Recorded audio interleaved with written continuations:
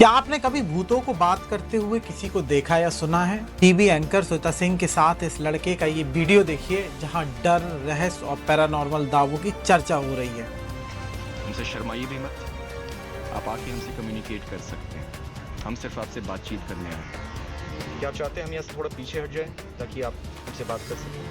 हम पीछे हट के देखते हैं क्या होता है।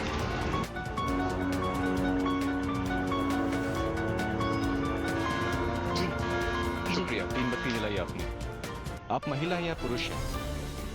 गौरव ने फिर पूछा कि अगर वो पुरुष है तो 4 बत्तियां जलाएं, महिला है तो 2 बत्तियां। जवाब में मशीन की आज हम जिस शख्स की बात कर रहे हैं उसकी कहानी सिर्फ डर की नहीं है। दिल्ली के तुगलकाबाज जैसे पुरानी डरावनी खंडरों से लेकर भानगढ़ जैसे चर्चित किले तक डरावनी रातों की सच्चाई उजागर करने का दावा करने वाले पैरानॉर्मल इन्वेस्टिगेटर की है, जिसका नाम था गौरव तिवारी। कहा जाता है कि वो ऑन कैमरा इन्वेस्टिगेशन में आवाज़, सिग्नल और प्रेजेंस जैसी चीज़ों को रिकॉर्ड करने की कोशिश करते थे।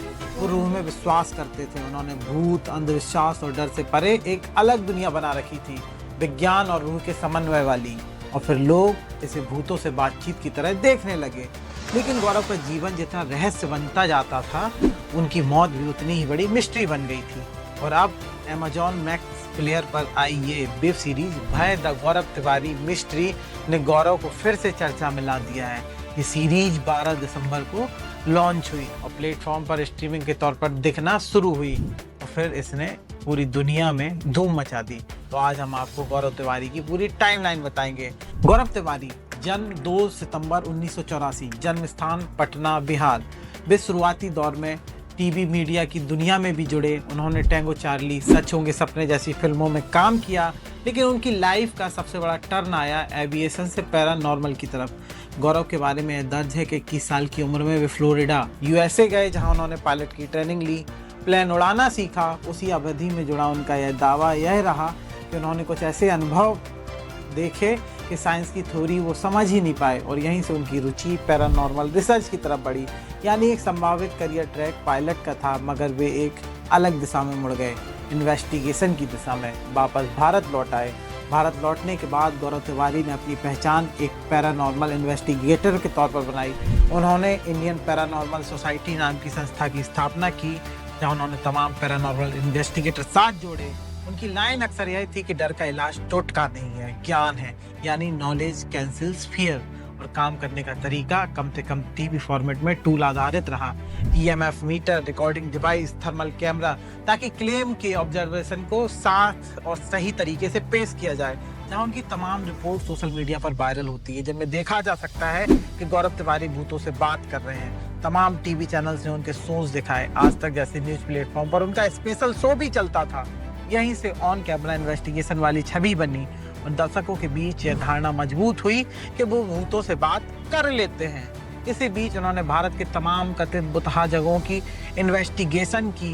उनकी कहानी में ये सबसे संवेदनशील हिस्सा रहा। फिर उसके बाद 7 जुलाई 2016 को गौरव तिवारी दिल्ली स्थित द्वारका अपने आवास पर बाथरूम में मृत हालत में मिलते हैं और उनकी स्थिति जो मौत की होती है बड़ी संदिग्ध होती है। पुलिस के हवाले से रिपोर्ट हुआ कि ये हैंगिंग से सुसाइड का मामला है, लेकिन उनकी पत्नी ने कहा कि वो सुसाइड नहीं कर सकते, जबकि उनके गले में एक निशान भी था।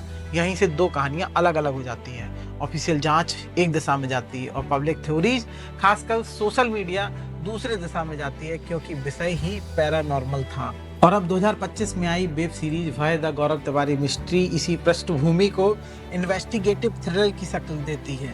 कास्ट में करण टेकर गौरव तिवारी के रोल में है। कल्कि केकला एरन वेंकट नाम के इन्वेस्टिगेटर जर्नलिस्ट के कैरेक्टर में है। गौरव की केसेस और उनकी मौत के आसपास के सवाल आज भी वही हैं। वहीं हाल ही के दिनों में को लेकर सेट पर अजीब घटनाओं की बात भी चर्चा में आई है।